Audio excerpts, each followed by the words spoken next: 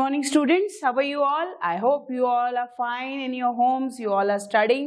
Now, this is your Neetu ma'am and welcome once again to the digital classroom.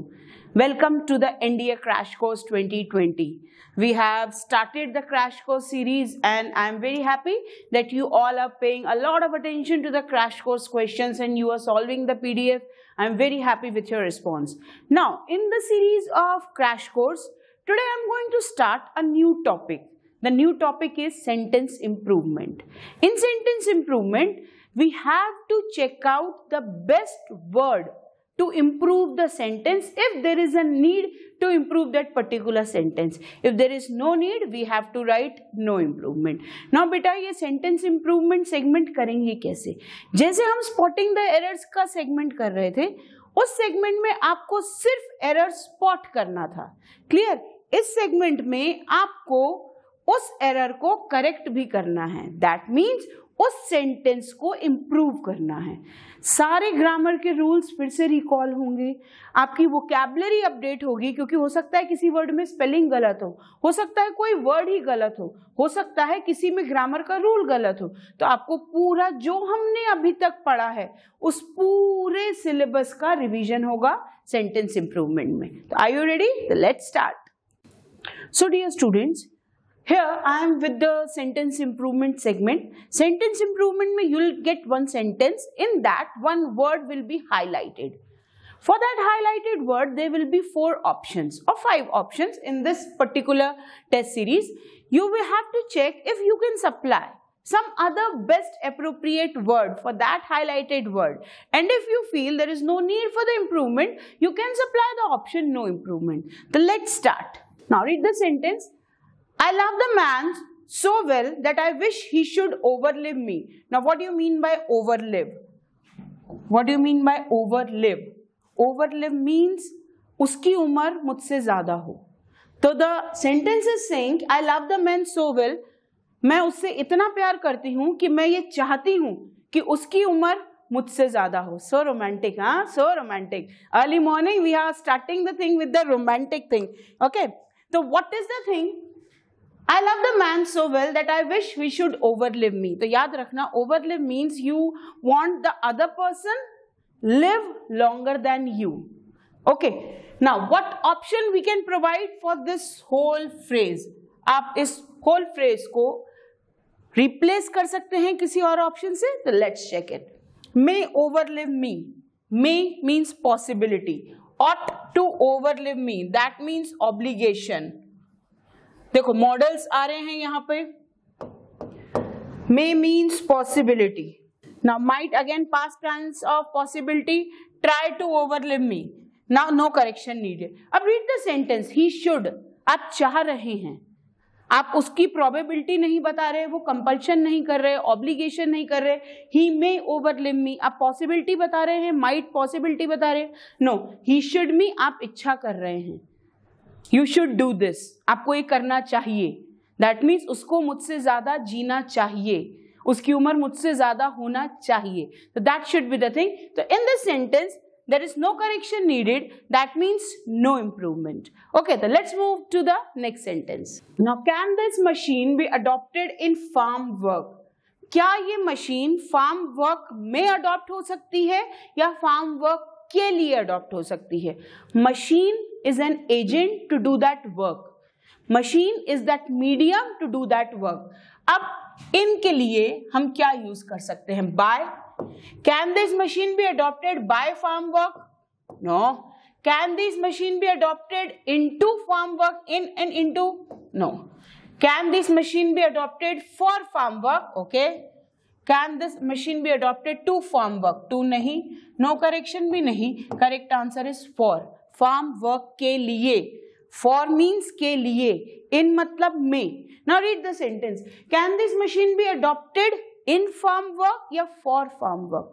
क्या ये machine हम farm work के लिए adopt कर सकते हैं? तो आंसर इज फॉर. तो correct answer for. This is with the prepositions usage. Okay. Now when the Prime Minister said this, no, whom he was alluding to. Now see, first of all you must know the meaning of this. Alluding means to escape. That means to avoid to be caught. Boys जितने भी हम words कर रहे हैं आप इन सब words को अपने रजिस्टर में नोट डाउन करिए. No matter the word is in the question, no matter the word is in the options, you must know the meaning of each and every word. Now alluding का मतलब होता है खतरा टालना, खतरे से निकल जाना. Now read the sentence. When the prime minister said this, जब प्राइम मिनिस्टर ने ये बोला, आप जानते हैं वो किस बारे में बात कर रहे थे. सेंटेंस का थीम होना था किस बारे में बात कर रहे थे, क्योंकि यहाँ पे सेड है मतलब उन्होंने कुछ बोला तो किसी बारे में बोल रहे हैं. एल्यूडिंग मतलब खतरा टालना, एल्यूडिंग तो यहाँ सूट ही नहीं हो रहा. Check out the options. Referring, alluding means same. Suggesting, he was suggesting, no. Hinting, no. Answer is referring. Refer करना that means किसी को suggestion देना, किसी के बारे में बताना. To tell. Reference देना मतलब बताना. तो read the sentence. When the prime minister said this, जब प्राइम मिनिस्टर ने ये बोला, आपको पता है वो किस बारे में बता रहे थे, किस बारे में बता रहे थे. एल्यूडिंग या किस बारे में हिंटिंग कर रहे थे, नो. किस बारे में सजेस्टिंग कर रहे थे, नो. तो हिंटिंग और सजेस्टिंग तो आएगा ही नहीं. एल्यूडिंग मतलब अगेन टू एस्केप. तो correct answer is referring. Now the weather was good, however it was a bit pleasant. Now check out this. Weather was not good, weather बहुत अच्छा नहीं था. हाउएवर फिर भी, हाउएवर मतलब फिर भी. It was a bit pleasant. A bit मतलब a little. A bit means a little. Okay, now a little यहाँ दिया हुआ है, उसका मतलब वो है to some extent. Now read. The weather was not good, however it was to some extent pleasant. Okay, we can take this. Now, however, it was fairly pleasant. Fairly means in large, to large extent या in large quantity. No correction needed. Now, one more. Rather, the weather was not good. However, it was rather pleasant. तो rather तो आएगा ही नहीं. Now, fairly या to some extent. The weather was not good. However, it was to some extent pleasant या fairly present. Fairly भी नहीं आएगा, rather भी नहीं आएगा, इसमें आएगा no correction needed. A bit means a little. तो a little के लिए a bit दिया ही हुआ है, means बहुत ज्यादा अच्छा नहीं था पर थोड़ा सा pleasant था, तो it was working for us. तो answer is no correction needed. Now see. Now he lives in this remote colony since August 1989. Now pay attention. What do you mean by remote? हमने ये word किया हुआ है. Now why your TV remote is known as remote? Remote area. AC का remote, उस equipment को remote ही क्यों बोलते हैं? Because remote means distant, दूर. तो if you are operating your electronic appliances from a distance even, तो it is being operated by a remote. तो remote का मतलब होता है दूर, अलग, किसी चीज से दूर होना, किसी चीज से अलग होना, डिस्टेंट होना, दूर होना. Now he lives in this remote colony. Remote colony मतलब वो बिल्कुल अलग से अलग कॉलोनी है, दूर है मेन सिटी से. Since August 1989. अब since दिया है. Since हमने कहाँ पढ़ा है ये वर्ड, आपको याद होना चाहिए. हमने टेंसेस किया था, हमने सब्जेक्ट वर्ब एग्रीमेंट किया है, हमने वर्ब रूल्स किए हैं. उसमें हमने प्रेजेंट परफेक्ट टेंस किया है. सिंस कब यूज होता है? सिंस यूज होता है जब आपको स्टार्टिंग पॉइंट ऑफ टाइम दिया हो, स्टार्टिंग पॉइंट ऑफ टाइम दिया हो उसमें. ना यहाँ पे स्टार्टिंग पॉइंट ऑफ टाइम दिया हुआ है 1989 से, दैट मीन्स वो 1989 से उस कॉलोनी में रह रही है. अभी नहीं रह रही, अभी भी रह रही है. That means some action which started in the past and it is still continuing till now. वो अभी भी हो रहा है और अभी भी है. तो अगर ऐसा कोई एक्शन है तो which tense we use? We use present perfect or present perfect continuous. Now see, he lives in this remote colony. वो अभी भी यहाँ रह रही है 1989 से. तो he is living? No. क्योंकि since लगा है और starting point of time दिया है तो has been living. That means वो तब से रह रही है और आज तक रह रही है. Present perfect continuous tense use कहाँ होता है? When any action has been started in the past and it is still continuing. Remember I gave you the example, it has been raining since morning. सुबह से बारिश हो रही है और अभी भी हो रही है. ओके, तो जो भी एक्शन पास्ट में स्टार्ट हुआ है और अभी तक कंटिन्यू है, उसके लिए हम यूज करते हैं प्रेजेंट परफेक्ट कंटिन्यूअस. हिंट के तौर पर आपको सेंस भी दे दिया गया और स्टार्टिंग पॉइंट ऑफ टाइम भी दे दिया गया. Okay, now when we reach the site of the crash we saw only 3 alive men in the wreck. Now wreck means the body of the plane or the body of the ship. Okay, when we reached the site of the crash we saw only 3 alive men in the wreck. हमको ढूंढना किसके लिए? Option alive. alive मतलब जिंदा. alive मतलब जिंदा. Okay, now living, lively. What do you mean by lively? Lively means very happy, very enjoying. बहुत खुशनुमा माहौल, बहुत खुशनुमा पर्सन, बहुत खुशनुमा इंसान, बहुत खुशनुमा nature. He is very lively. That means he is very happy go lucky. He enjoys everything. हर समय वो हंसता रहता है, हर समय वो एंजॉय करता रहता है. Yes, some of the people are still laughing. Yes, okay, तो लाइवली तो नहीं. लिव वर्ब के लिए यूज होता है. Live, he lives in America. Noun नहीं. Now breathing, no. Now living is the correct option. We don't use alive word in the sentence जहां हम चेक कर रहे हैं कि कोई बंदा जिंदा है. वो बाद में होता है. Is he alive? पर जो continuous progress है, जो continuous process है, we reached the site of the crash. We saw only 3 living men. Alive men नहीं, living men. That means वो अभी भी जी रहे थे, वो अभी भी breathe कर रहे थे. Alive नहीं. Okay. Now hardly had she entered the police station, then all officers stood up. Now sentence is starting with hardly. हमने रूल किया है बेटा, हर एक रूल यहाँ रिकॉल होगा. Hardly, उसके बाद no sooner, उसके बाद scarcely. जब भी ये phrases sentence में आते हैं, they will always comes in the starting. ये starting में है. उसके बाद immediately helping verb आता है, helping verb दिया है. But हार्डली के साथ देन नहीं आता, हार्डली के साथ व्हेन आता है, ये आपको पता है. Now check out the option. Then नहीं, answer is when. So students, now the next sentence, check it out. Do how I say. How मतलब कैसे. वो करो जो मैं बोल रही हूं. कैसे? इट्स रॉन्ग है. सेंटेंस का मीनिंग है जो मैं बोल रही हूं वैसा करो. Do it like that. Now which doesn't come here. Do that I से, चलो एक ऑप्शन ये हम कंसिडर करते हैं. डू लाइक आई से, ओके. डू एज आई से, नो करेक्शन तो रॉन्ग कर दो. 3 ऑप्शंस एलिमिनेट हो गए. दैट, एज और like, which is the best option. जैसा मैं कहती हूं वैसा करो. तो डू एज आई से या डू दैट आई से.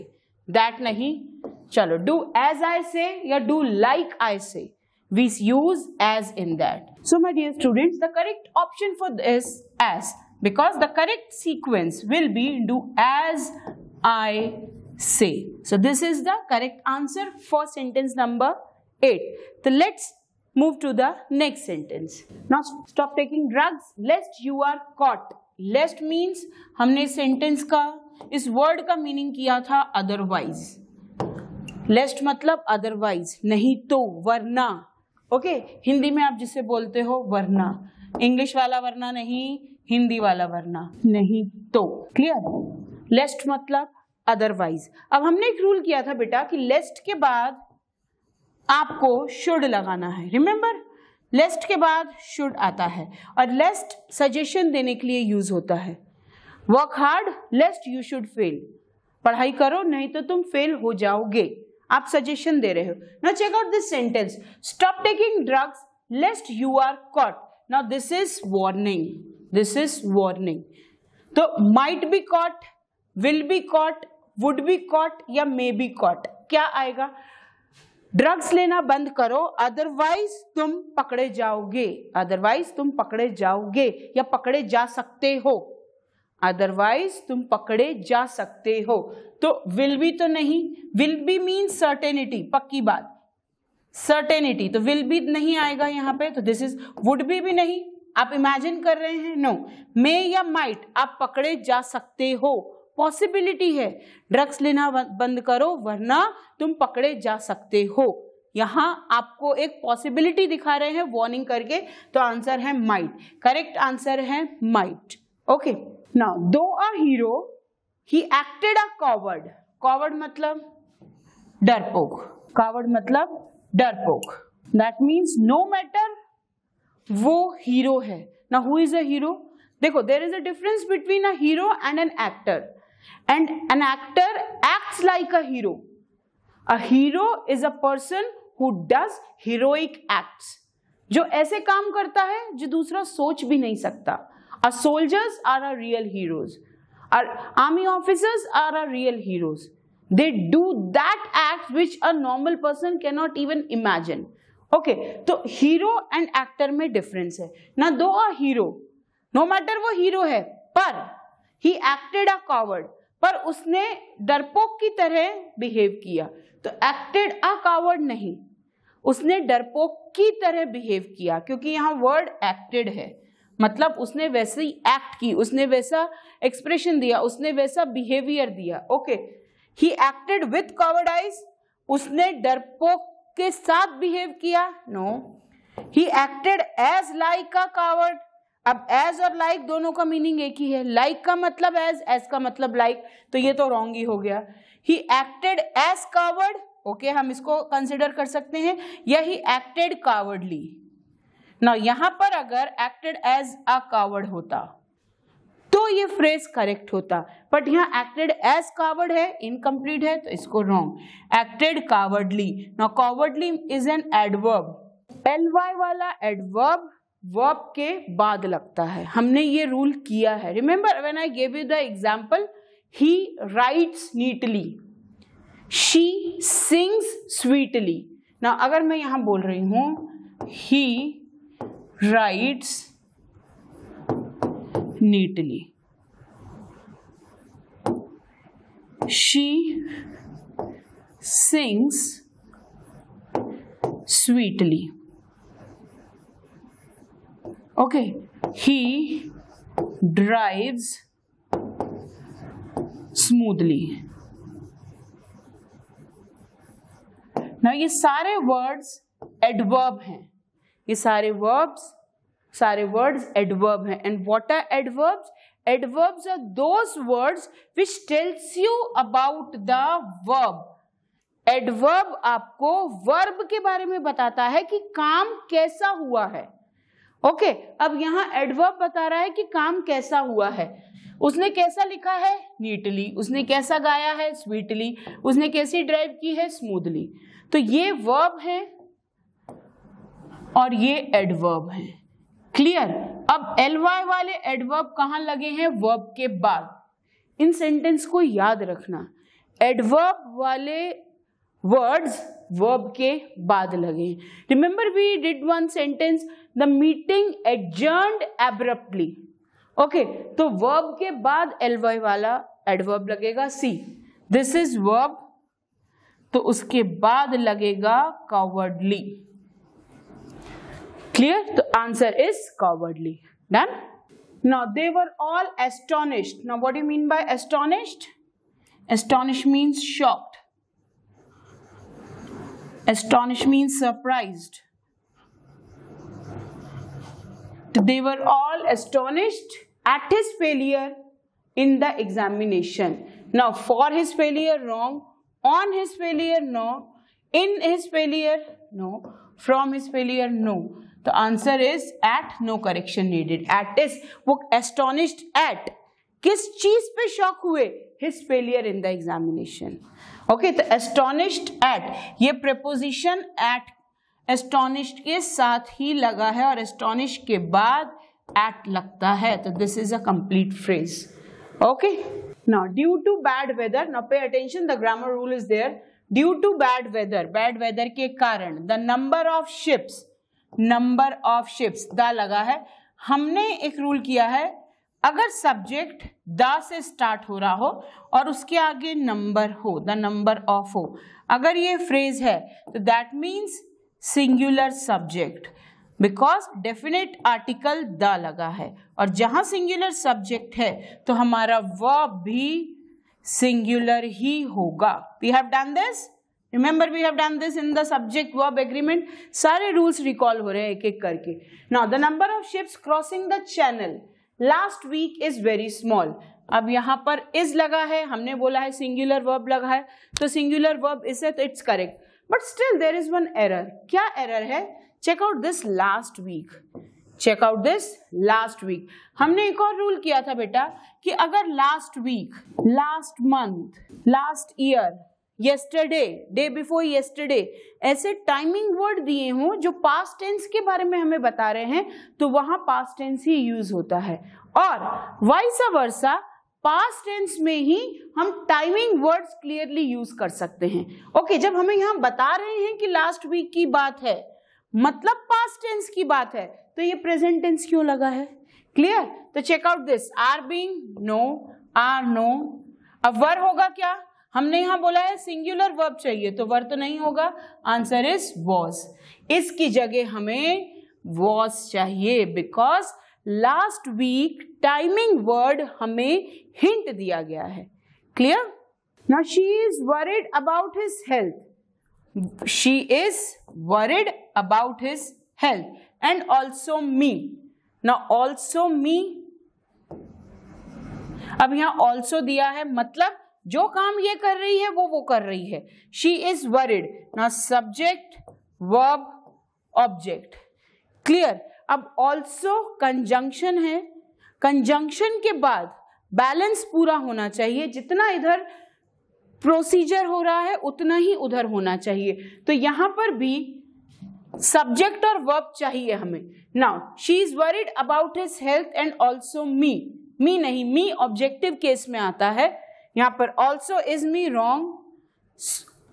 सो am I, so come to तो रॉन्ग हो गया. Me also are, wrong. See this, so am I.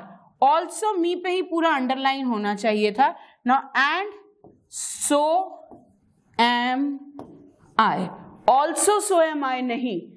This whole phrase is wrong. ये पूरा हाईलाइटेड होगा, तो उसके बदले करेक्ट वर्ड आएगा सो एम आई. दैट मीन्स जितनी वो वरीड है उतनी ही मैं वरीड हूं. सो एम आई, ऑल्सो मी नहीं, and so am I. Now roads are wet. It must have rained last night.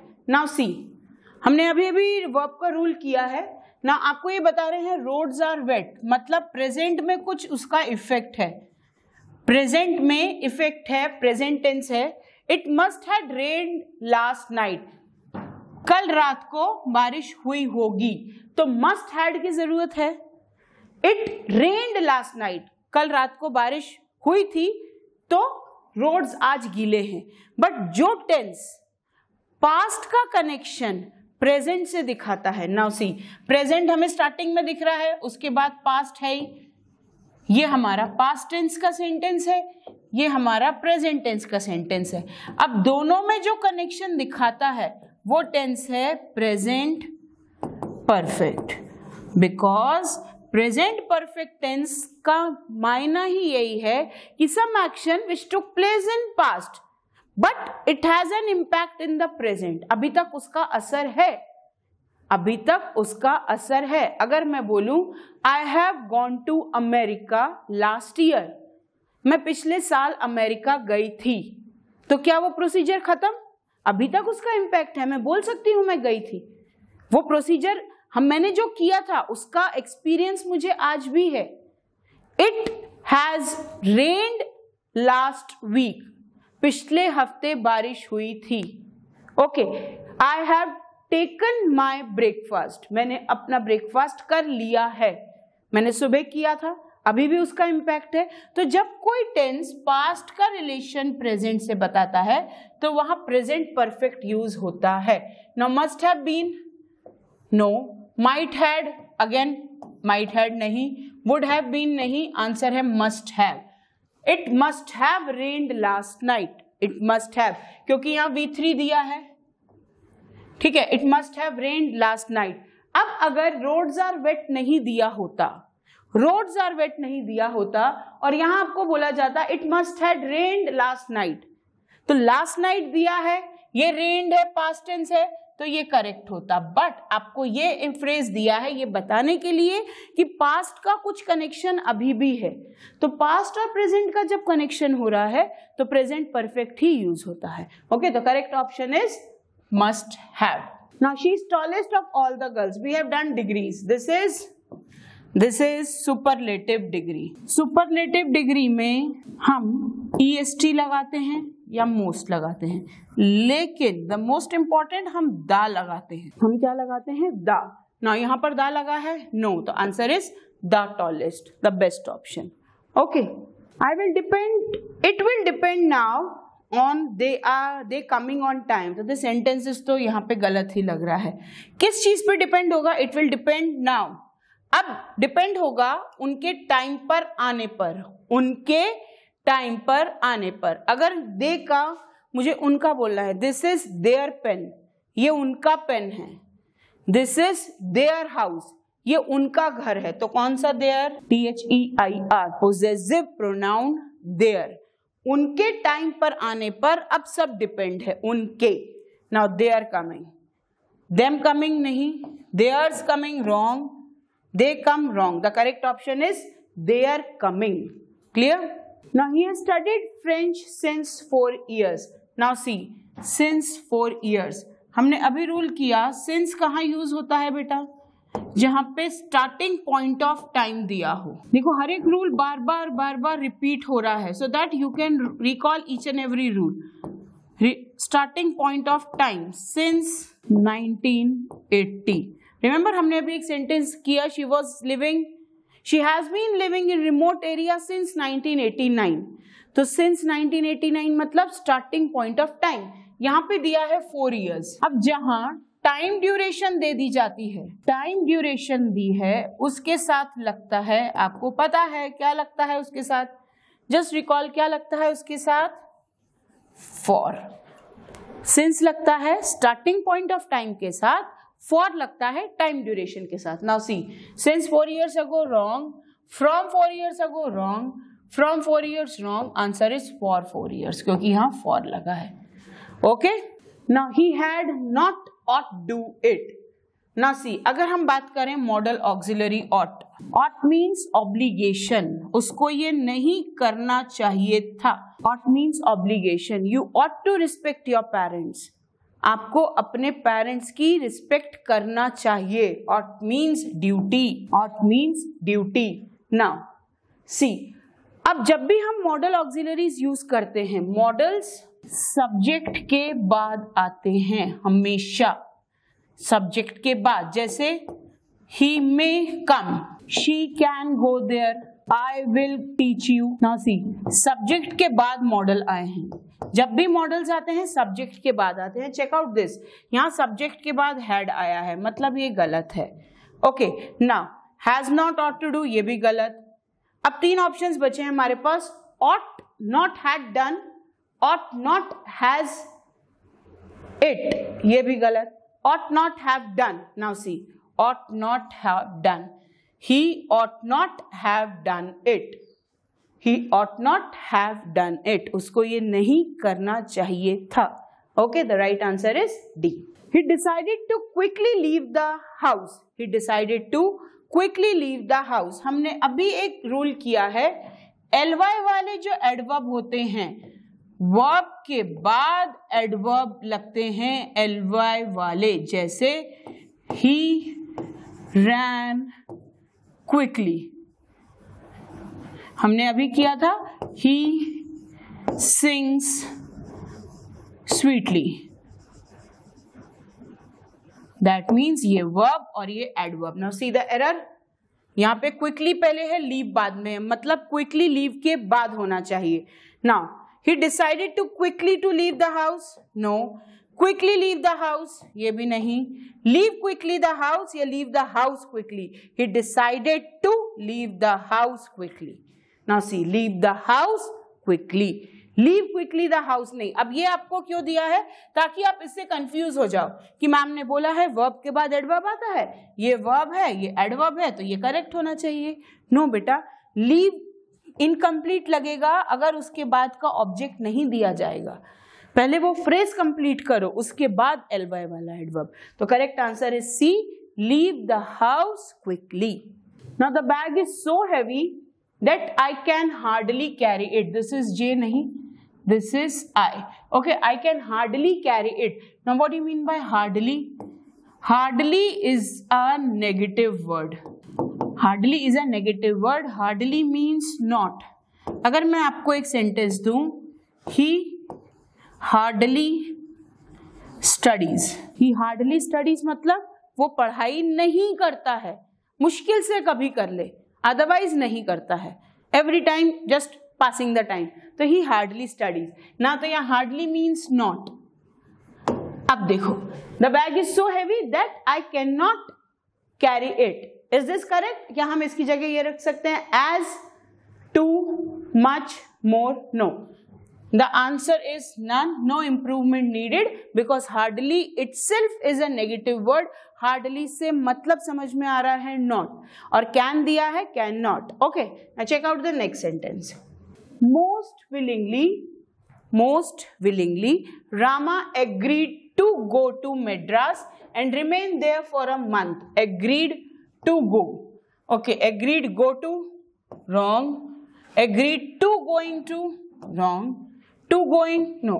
Agreed के बाद on आता है. Agreed on going to. Agreed, I agreed on your proposal. Agreed on going to. Clear? Agreed on going to. The correct option is B. I felt the music was sweetly and soothing. Very, very easy sentence. Music कैसा था? Sweetly? Soothingly? No. ये जो हैं ये adverbs होते हैं.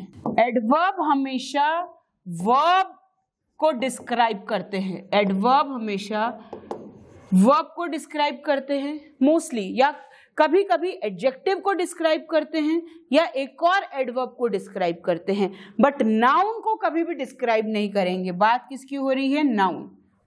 Music noun है, music noun है, और नाउन को डिस्क्राइब करने वाले वर्ड्स एडजेक्टिव होते हैं। यहाँ पर स्वीटली एडवर्ब है। एडवर्ब ये बताता है कि काम कैसा हुआ है, नाउन कैसा है वो नहीं। नाउन को बताने वाले वर्ड एडजेक्टिव होते हैं।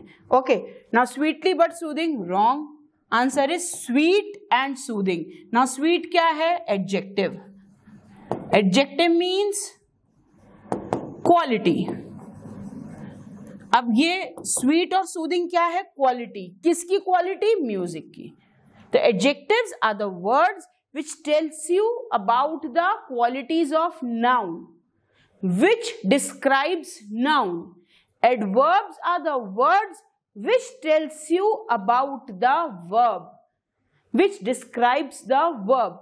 Adjective ये बताते हैं कि noun कैसा है, verb ये बताते हैं कि verb काम कैसा है, adverb ये बताते हैं कि वो एक्शन कैसा हुआ है। ओके, तो यहाँ बात हो रही है म्यूजिक की। म्यूजिक जो कि नाउन है, तो नाउन के बारे में बताने वाले वर्ड एडजेक्टिव होंगे, स्वीट एंड सूदिंग। क्लियर? तो right answer is this. Now he did not know the answer and I did not neither. Now we have done this. Two negative words are not used together. Did not negative, neither negative, तो ये तो गलत है। And neither did I, he did not know the answer and neither did I, तो this is the correct answer। क्योंकि did not नहीं, did आएगा, और neither did I, either नहीं because sentence negative है, either did have नहीं, sentence negative है, and neither have नहीं क्योंकि sentence past tense में है, तो हमें यहाँ भी past tense चाहिए।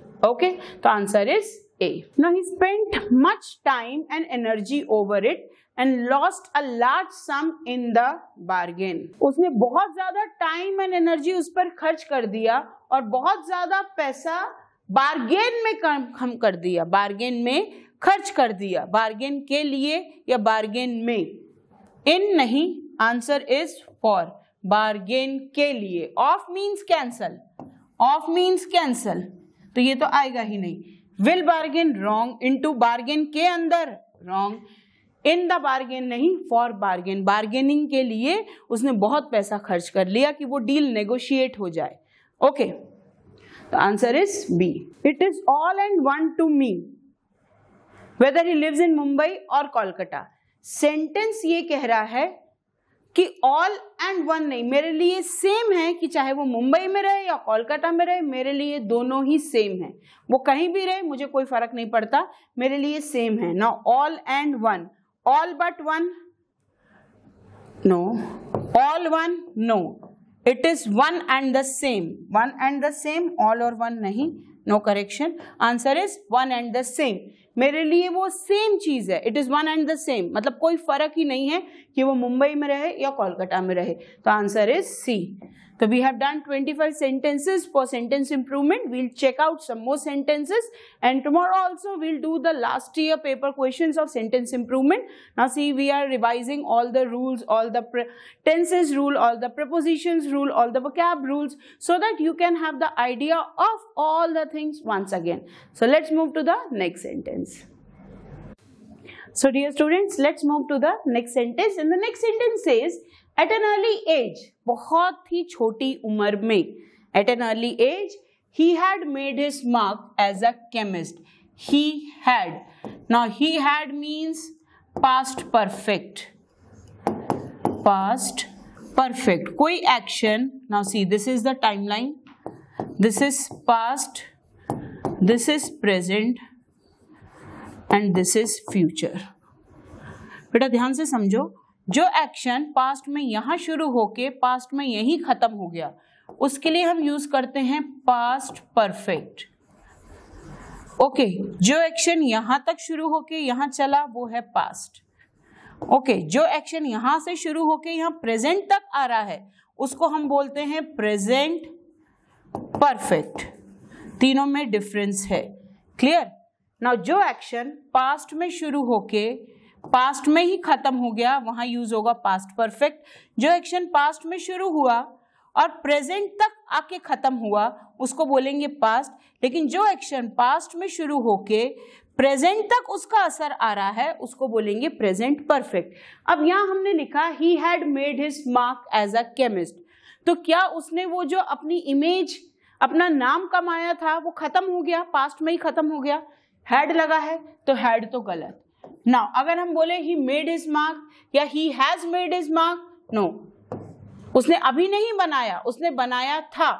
Makes his mark, no, present tense नहीं, हैज बीन मेकिंग नहीं, आंसर है मेड हिज मार्क, क्योंकि वहां टाइम दिया है अर्ली एज। जब भी पास्ट टेंस से डिनोटेड कोई टाइम लाइन दिया हो, कोई फ्रेज दिया हो, तो वहां V2 फॉर्म यूज होगा। तो answer is he made his mark, उसने बचपन में वो काम किया था। आपको क्लियर वहां पे टाइमिंग वर्ड दे रहे हैं। Okay, now he is not in the good books of his master. What do you mean by good books? This is an idiom. In the good books means to have a good image, to have a good image, किसी की नजरों में अच्छा होना, किसी की नजरों में अच्छी इमेज होना, that means that person feels you are a good person, तो किसी की नजरों में अच्छी इमेज होना। तो गुड बुक्स नहीं होता, इन द गुड बुक होता है। The correct phrase is this, in the good book, good books नहीं। तो answer should be in the good book. Now he has been working off and on for several years to compile a dictionary. वो एक dictionary बनाने के लिए बहुत सालों से दिन रात काम कर रहा है, दिन रात। तो जब हम बोलते हैं डे एंड नाइट, उसके लिए फ्रेज है on end of. The sequence is wrong, of and on नहीं होता, ऑन एंड ऑफ होता है। तो correct option is on end of. यहाँ पे कोई गलती नहीं है, सिर्फ सीक्वेंस चेंज किया है, ये पहले आना चाहिए, ये बाद में आना चाहिए। Okay, now on the day of the match everyone hoped about fine weather. What do you mean by about?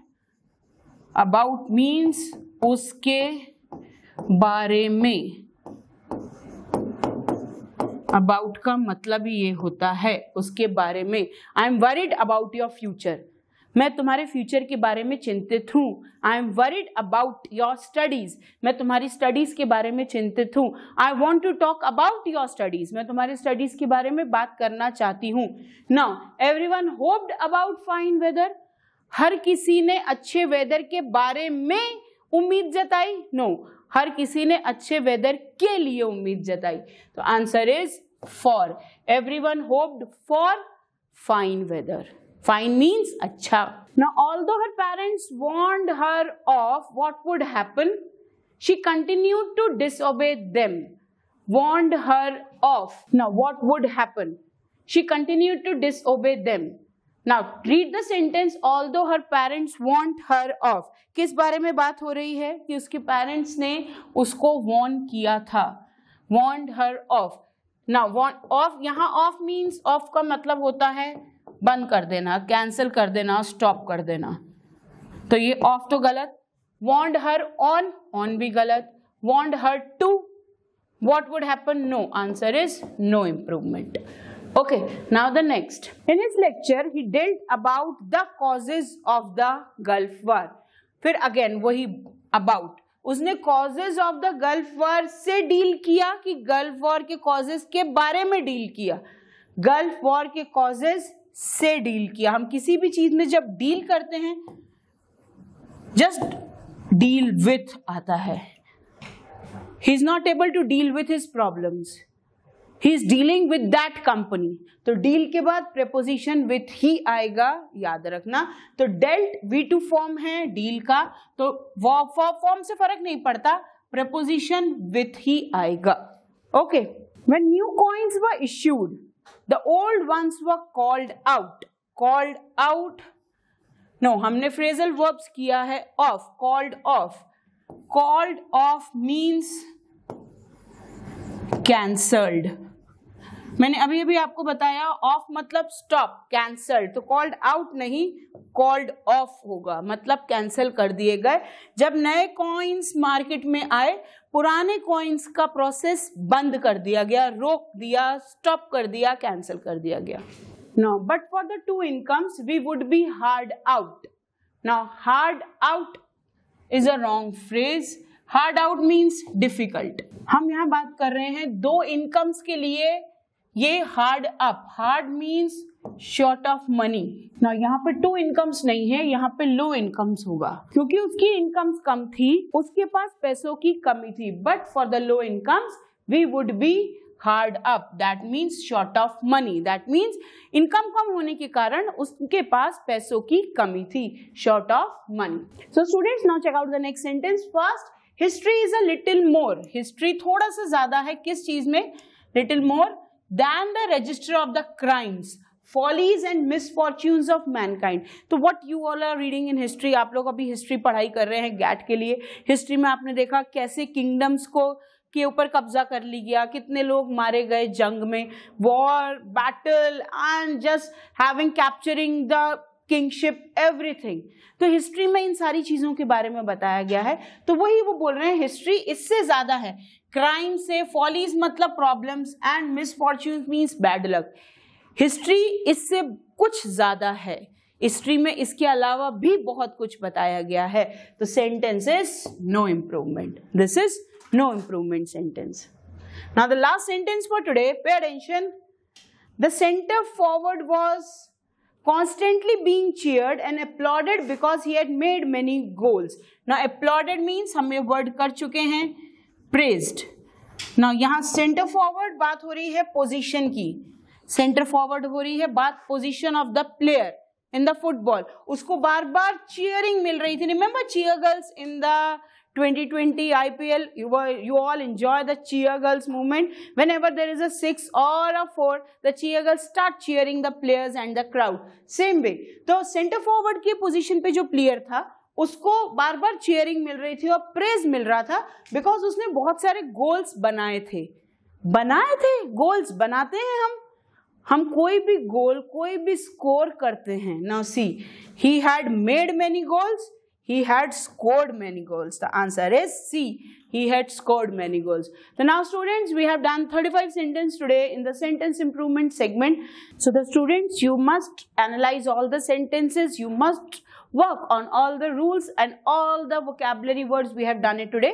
Tomorrow again I will be back with the new sentences, and that also from the last year question papers. Till then, stay tuned, work hard. Thank you. Bye.